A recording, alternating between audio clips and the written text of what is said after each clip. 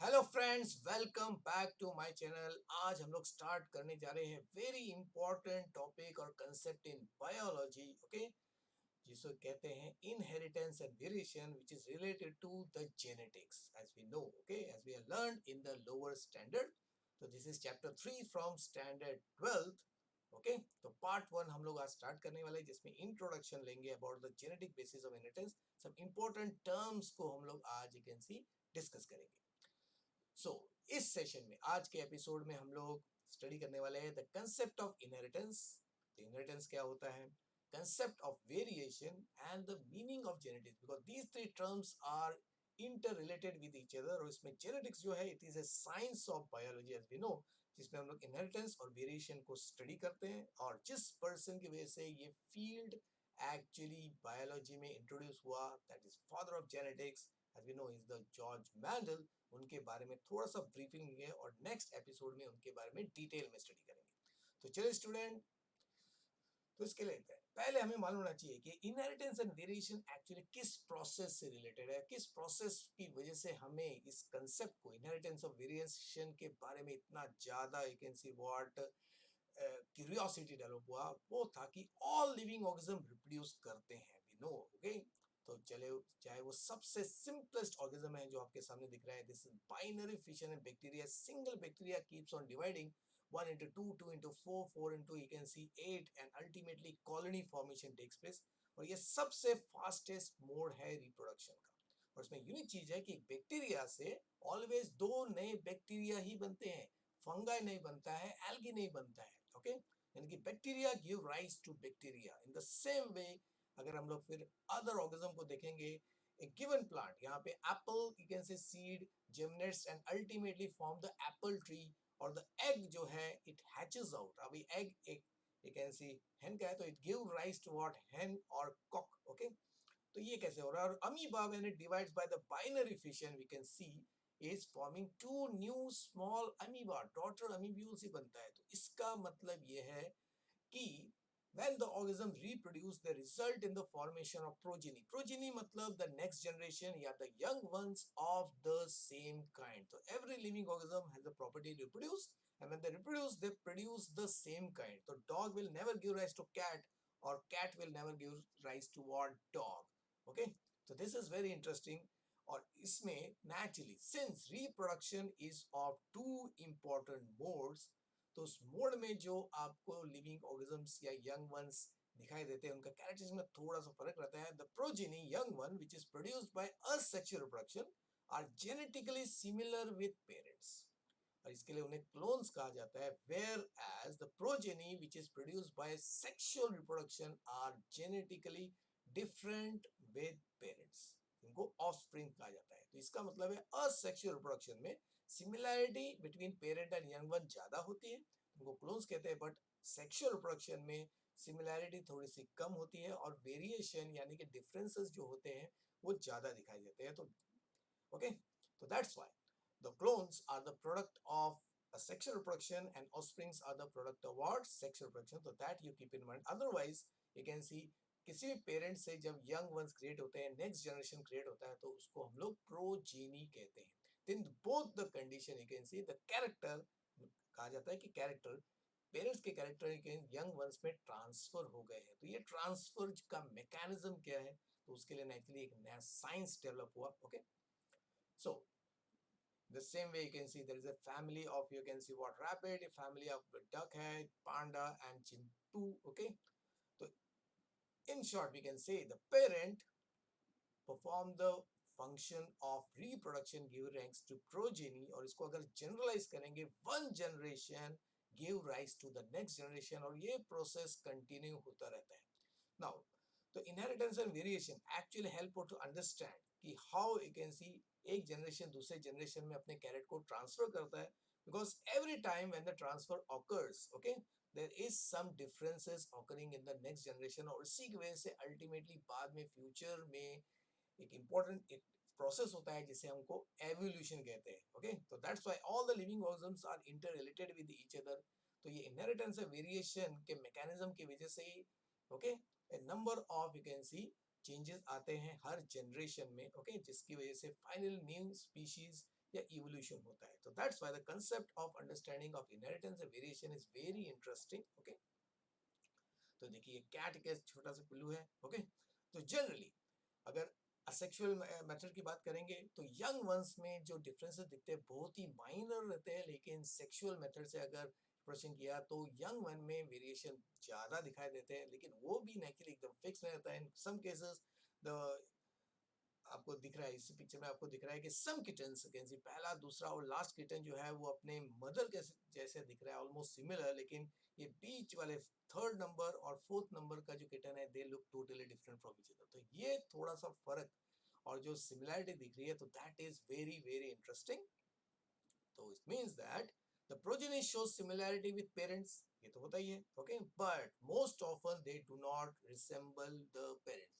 तो in this case the let's say third kitten and the fourth kitten, it is not similar to the, you can see, parent. So that is very interesting. तो इसका मतलब है progeny will always show similarities as well as differences. तो ये similarity और differences का कारण क्या है, तो उसको स्टडी करना भी बहुत ही इंपॉर्टेंट इंटरेस्टिंग फील्ड है, और इसी फील्ड को हम लोगों ने नाम दिया है जेनेटिक्स।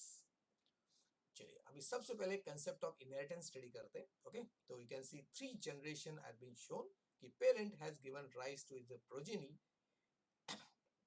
सो 3 जनरेशन में क्या है कि हमारे सबसे पहले तो ओल्डर जनरेशन है, उससे फिर कैसे नेक्स्ट जनरेशन पेरेंट्स, और फिर you can see the young ones. तो 3 जनरेशन यहाँ पे दिखाया हुआ है। Okay, or you can see very clear cut there are similarities also and the dissimilarity also.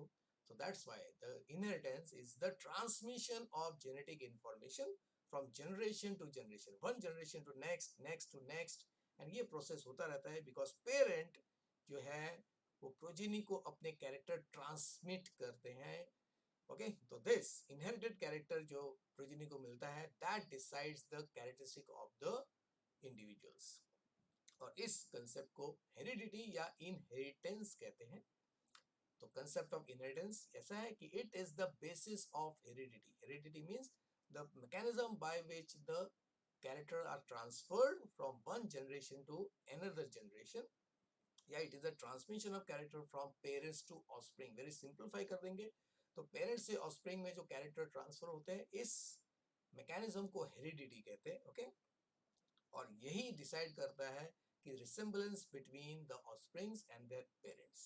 तो पेरेंट्स और ऑफस्प्रिंग जो है they are similar to each other because the progeny inherit the character of their parents, लेकिन फिर variation क्यों दिखता है? तो what is the concept of variation?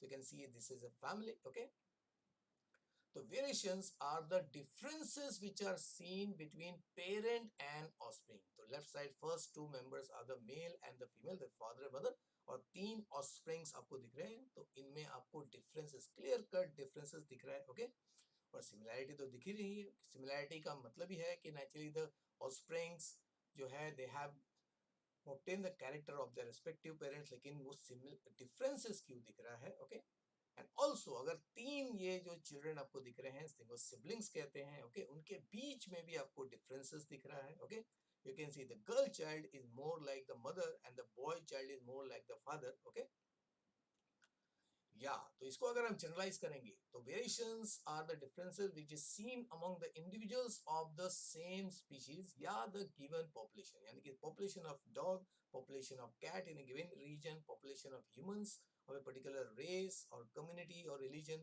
उनमें आपको differences दिखेगा। ओके, बिकॉज हम लोग बोलते हैं no two human are exactly alike।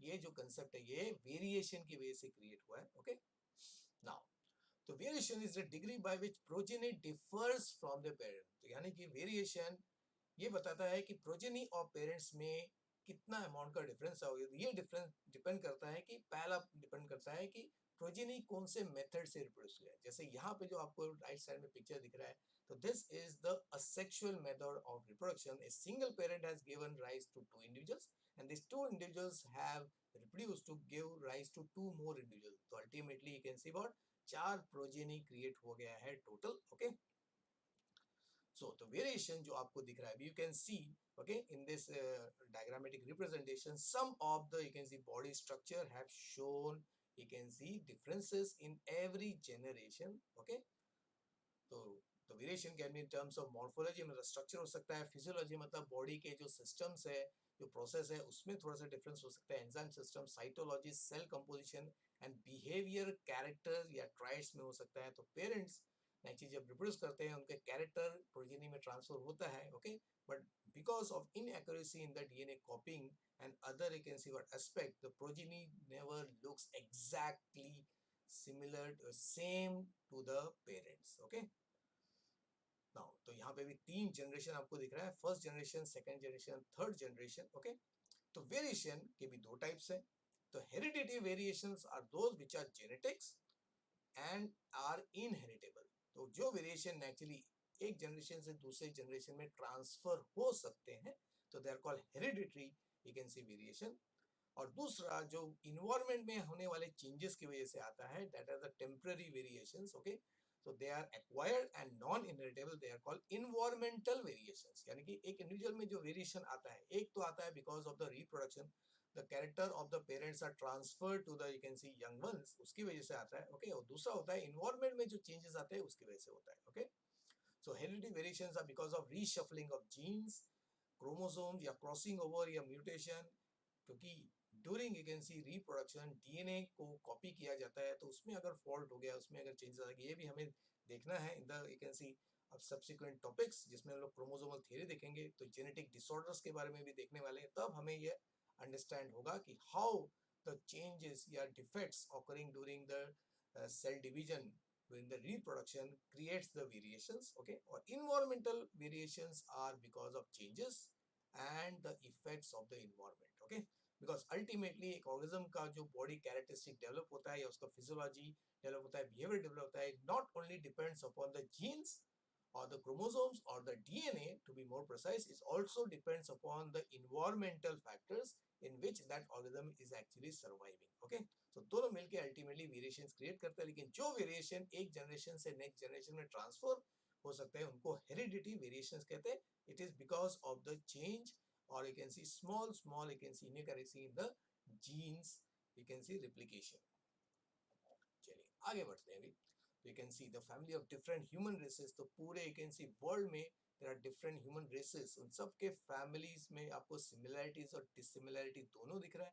तो overall the variation is very much clear among all the individuals of the human species। तो सर एक जो स्टेटमेंट मैंने पहले बोला, no two humans are exactly alike, okay, they are similar to each other in their body shape, body design, एक general का height, हर human का एक जनरली एक स्टैंडर्ड हाइट होता है, स्टैंडर्ड बिल्ड होता है, लेकिन तब भी differences are very much prominent in every aspect. Skin colour, hair you can see colour बोल सकते हैं, हेयर का जो यू कैन सी आपका नेचर है उसमें डिफरेंस होता है, straight hair you can see, curly hair, eye का कलर है, तो बहुत सारे एस्पेक्ट है, बिहेवियर एस्पेक्ट देखो, साइकोलॉजी पार्ट देखो, तो in every aspect you will find human shows differences, okay.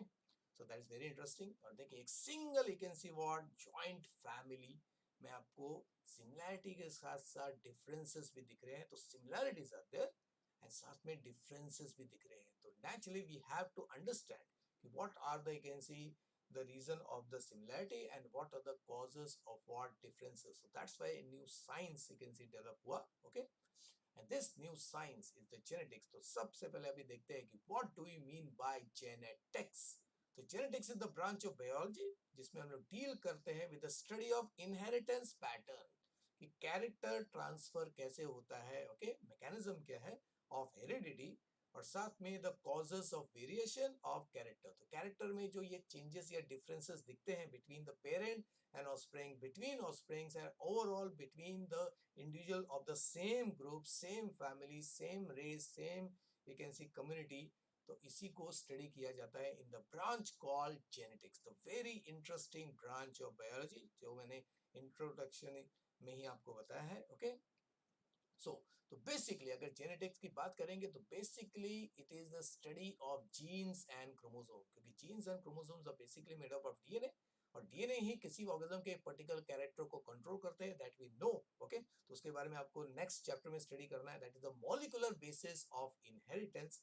यहाँ पे हम लोग इसे जीन लेवल पे और क्रोमोसोम लेवल पे, इस चैप्टर में हमको जीन लेवल पे इनहेरिटेंस कैसे होता है और क्रोमोसोम लेवल पे इनहेरिटेंस कैसे होता है, यानी कि जीन लेवल पे कैरेक्टर किस तरह ट्रांसफर होते हैं और क्रोमोसोम लेवल पे इनहेरिटेंस मतलब कैरेक्टर कैसे ट्रांसफर होते हैं, उसको स्टडी करना है। तो सबसे पहला पार्ट है जेनेटिक बेसिस ऑफ इनहेरिटेंस, तो सेकंड पार्ट जो है वो क्रोमोसोमल बेसिस ऑफ इनहेरिटेंस, क्योंकि the transfer of character randomly नहीं होता है, there is some you can see what laws नियम के हिसाब से होता है और इन नियम्स को एक्चुअली ओके साइंटिस्ट ने because of the you can see understanding पहले से ही स्टडी कर लिया था before the genes and chromosomes were discovered, यानी कि जीन और क्रोमोसोम के डिस्कवरी के पहले ही तो मैकेनिज्म था, जो पैटर्न है या प्रिंसिपल है वो डिस्कवर हो गया था and thanks to you can see what Mendel.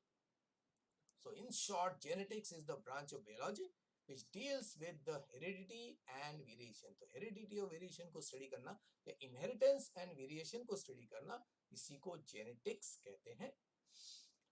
चलिए अभी जेनेटिक्स देखते हैं। अभी ये वर्ड जो जेनेटिक्स है, इसमें वर्ड जिनी मतलब creation. This term was first derived by the great scientist William Bateson. William Bateson 1922 इन्होंने जेनेटिक्स को यू कैन सी इस वर्ड को सेल प्रपोज किया और ये वर्ड का बेसिक मीनिंग जो है ये थी ग्रीक वर्ड बेसिकली जेनेसिस, जिसका मतलब होता है टू ग्रो इनटू, जेना जेना में टू प्रोड्यूस या टू ग्रो। ओके, तो this words are very technical word, आपके बहुत सारे वर्ड्स जो को जिसमें जेने हैं। ओके, जेन जैसे हाइड्रोजन, ऑक्सीजन, तो जेन का मतलब ये होता है टू प्रोड्यूस, टू ग्रो और टू फॉर्म समथिंग। ओके, चलिए अब देखते हैं कि who is that person who is responsible for creation of this subject और दिस फील्ड ऑफ बायोलॉजी।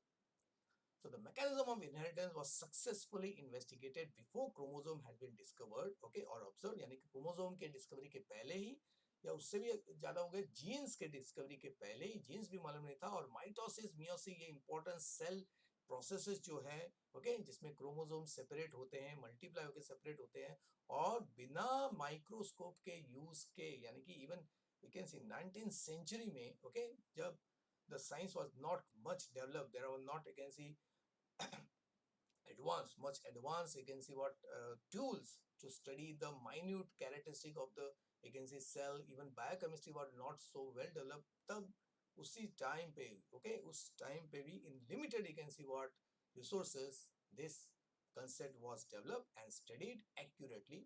और इसके लिए we have to give credit क्योंकि first scientific explanation जो था about the transmission of character, inheritance कैसे होता है, यानी कि पेरेंट के कैरेक्टर बच्चों में ट्रांसफर कैसे होते हैं, इसके बारे में सबसे पहले scientific you can see what explanation Gregor Johan Mendel ने 1866 में दिया था। Okay, and that's why this is the person you can see, he was a priest, he was a teacher, you can see he was a naturalist, he was fond of gardening। इसके बारे में next lesson में हम लोग detail में पढ़ेंगे what exactly he did. अभी थोड़ा सा ब्रीफ करते हैं। तो ही एक्सपेरिमेंटेड विद पी प्लांट, आपको मालूम है 10th स्टैंडर्ड में आपने पढ़ा है कि पी प्लांट्स यू कैन सी के 7 कैरेक्टर को उनको स्टडी किया और इन कैरेक्टर को जिस यूनिक तरीके से उन्होंने स्टडी किया तो उसी से उन्हें यू कैन सी व्हाट नियम या you can see principle you can see found किए। ओके, उन्होंने so he gathered the evidence of pattern by which the parent transmit genes to the offspring। Now he was not knowing about the genes, according to him he just you can say use a term called factor। तो उन्होंने सबसे पहले अंदाजा लगाया कि there must be some factors जो parents से offsprings या progeny में transfer होता है। तो this was much before the discovery of the genes and chromosome। तो मेंडल ने term use किया था factor और उसी factor को आज हम लोग genes कहते हैं। So that's why, because he was you can see pioneer in the study of inheritance, he is called the father of genetics। Because of him you can see we are able to understand the pattern of inheritance of character from parents to offsprings। So today we will conclude our you can see episode here। So in next lecture we are going to understand about the Mendel's contribution, उन्होंने क्या experiment किया और उनके pattern को inheritance, जो pattern of inheritance उन्होंने discover किया उसके बारे में स्टडी करेंगे। ओके स्टूडेंट्स, चलो bye for today, meet you next you can C